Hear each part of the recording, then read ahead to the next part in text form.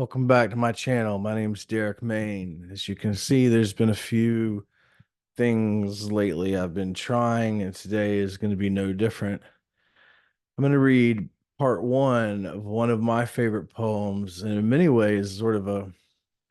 lightning rod of a controversial poem, depending on when you found it, sort of what period of the reaction to the reaction. This is Howl by Allen Ginsberg. I've heard some people through the years dismiss it. I've heard some people find it, overwrought and sort of like you know, the quintessential beat poem. And when people say that, I think there's kind of two sides to the coin on whether that's a compliment or a dispersion. When I first read this poem at 14, it absolutely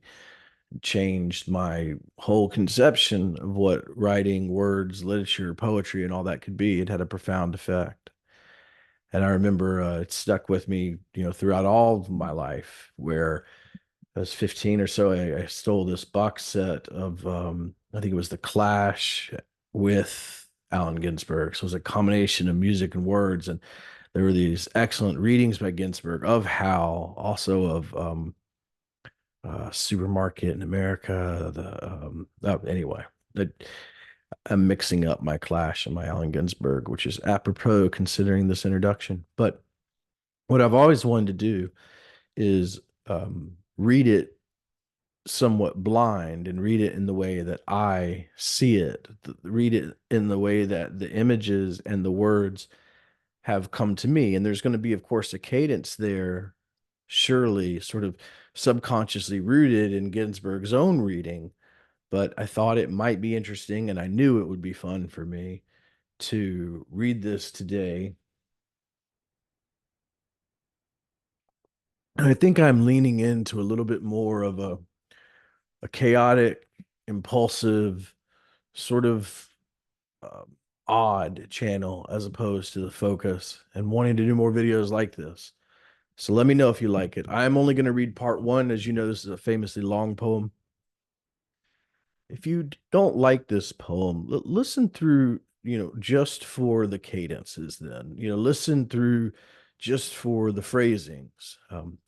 if you love this poem, hopefully, like it is with me, rereading or listening, you'll find something uh, new to love. This is How by Allen Ginsberg for Carr Solomon, read by me, Derek Maine, part one, here in the summer of 2024. No rehearsal, one take, real life, all that. Let me get it ready here.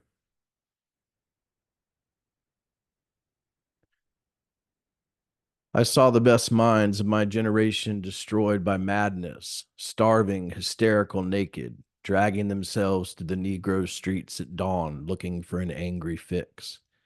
Angel headed hipsters burning for the ancient heavenly connection to the starry dynamo in the machinery of night, who poverty and tatters and hollow eyed and high set up smoking in the supernatural darkness of cold water flats floating across the tops of cities, contemplating jazz, who bared their brains to heaven under the L and saw Mohammedan angels staggering on tenement roofs illuminated, who passed through universities with radiant, cool eyes, hallucinating Arkansas and Blake like tragedy among the scholars of war,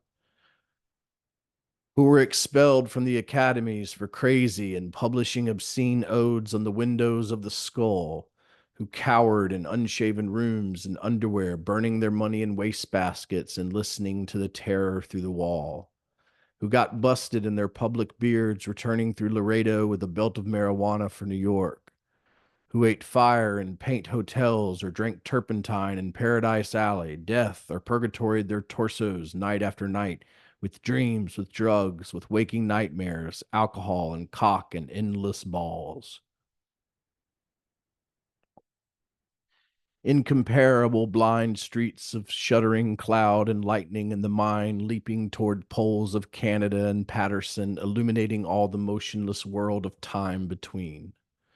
Peyote solities of halls, backyard green trees, cemetery dawns, wine drunkenness over the rooftops, storefront burrows of tea-head joyride, neon blinking traffic light, sun and moon and tree vibrations in the roaring winter dusks of Brooklyn, ash can rantings and kind king light of mind who chained themselves to subways for the endless ride from Battery to Holy Bronx on Benzedrine until the noise of wheels and children brought them down shuddering, mouth racked and battered, bleak of brain, all drained of brilliance in the dear light of zoo. Who sank all night in submarine light of Bickfords, floated out and sat through the stale beer afternoon in desolate fugazis, listening to the crack of doom on the hydrogen jukebox who taught continuously 70 hours from park to pad to bar to Bellevue to museum to the Brooklyn Bridge. A lost battalion of platonic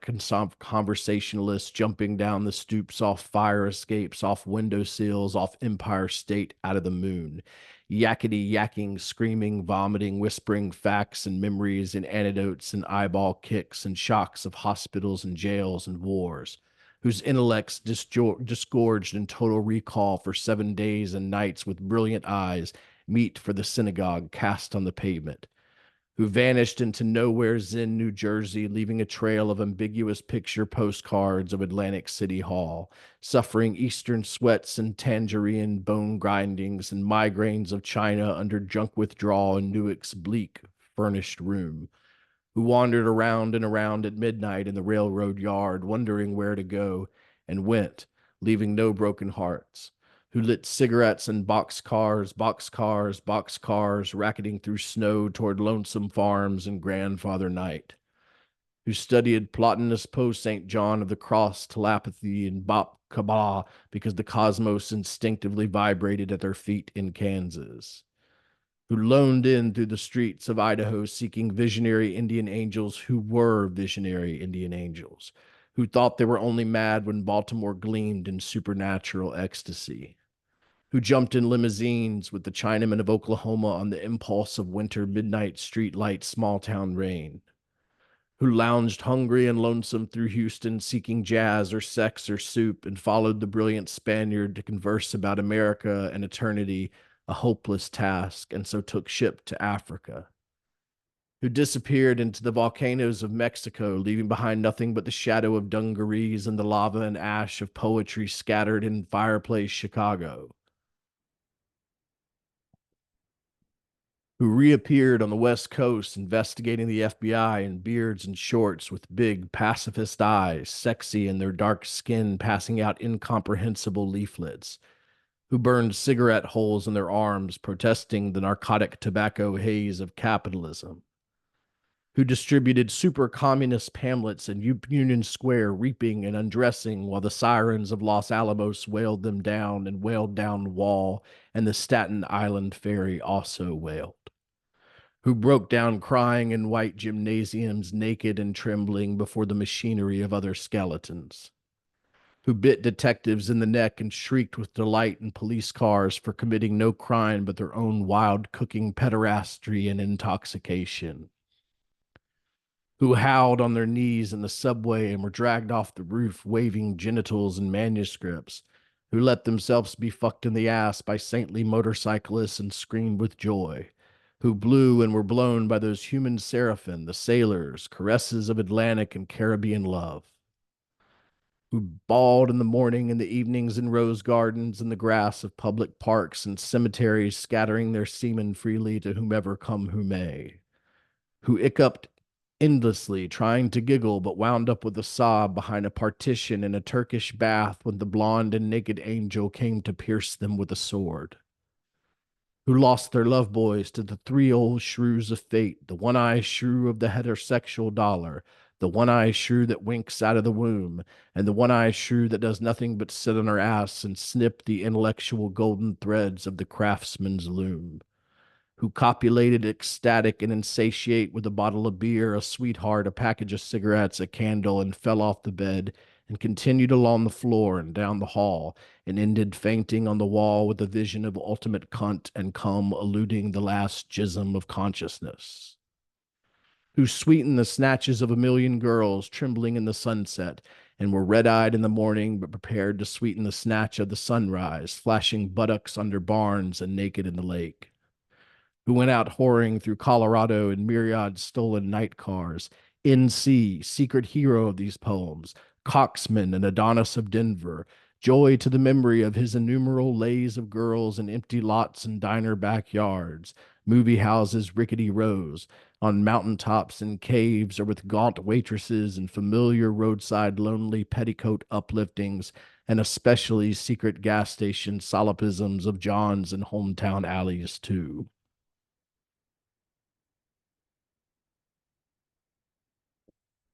Who faded out in vast, sordid movies, were shifted in dreams, woke on a sudden Manhattan, and picked themselves up out of basements hung over with heartless decay and horrors of Third Avenue iron dreams, and stumbled to unemployment offices. Who walked all night with their shoes full of blood on the snowbank docks, waiting for a door in the East River to open to a room full of steam heat and opium.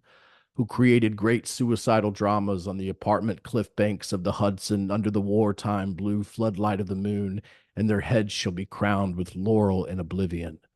Who ate the lamb stew of the imagination, or digested the crab at the muddy bottom of the rivers of Bowery. Who wept at the romance of the streets with their push carts full of onions and bad music. Who sat in boxes, breathing in the darkness under the bridge, and rose up to build harpsichords in their lofts. Who coughed on the sixth floor of Harlem, crowned with flame under the tubular sky surrounded by orange crates of theology. Who scribbled all night, rocking and rolling over lofty incantations, which in the yellow morning were stanzas of gibberish.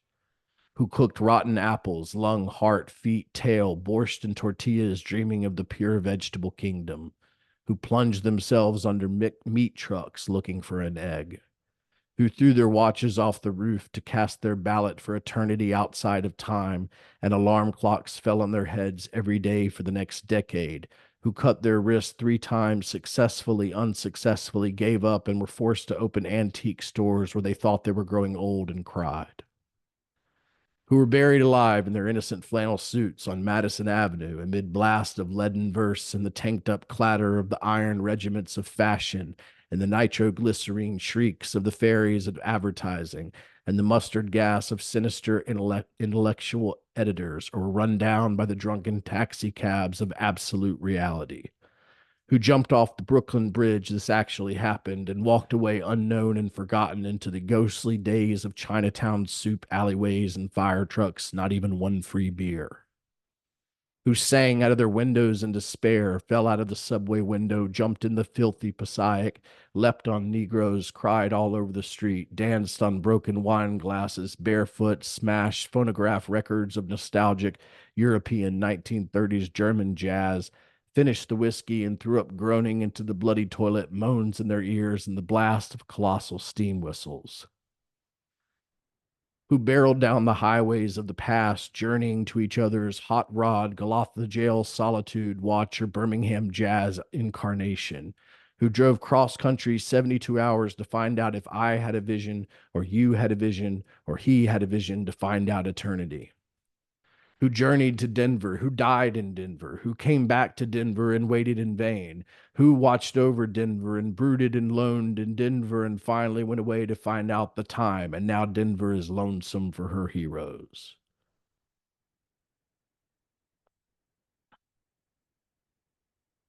Who fell on their knees in hopeless cathedrals, praying for each other's salvation in light and breast until the soul illuminated its hair for a second, who crashed through their minds in jail, waiting for impossible criminals with golden heads and the charm of reality in their hearts, who sang sweet blues to Alcatraz, who retired to Mexico to cultivate a habit, or Rocky Mount to tender Buddha, or Tangiers to boys, or Southern Pacific to the black locomotive, or Harvard to Narcissus to Woodlawn to the daisy chain or grave,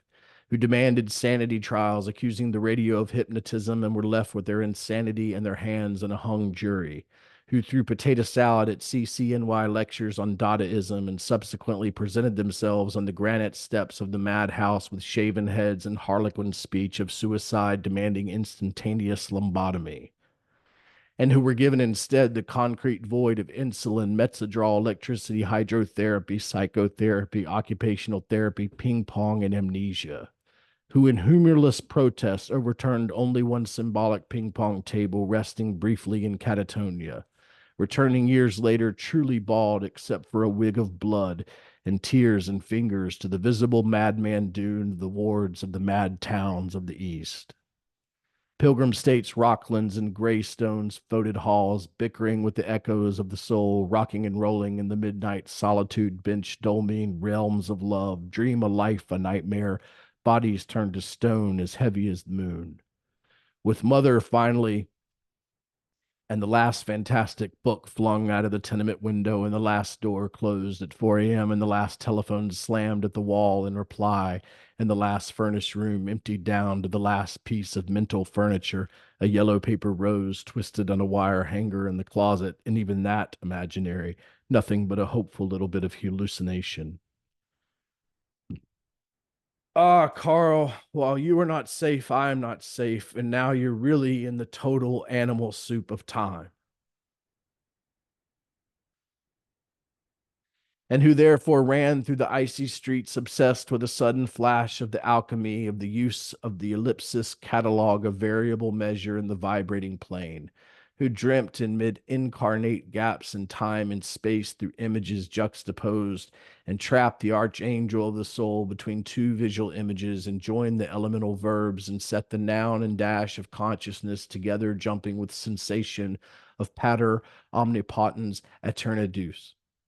to recreate the syntax and measure of poor human prose and stand before you speechless and intelligent and shaking with shame, rejected yet confessing out the soul to conform to the rhythm of thought in his naked and endless head.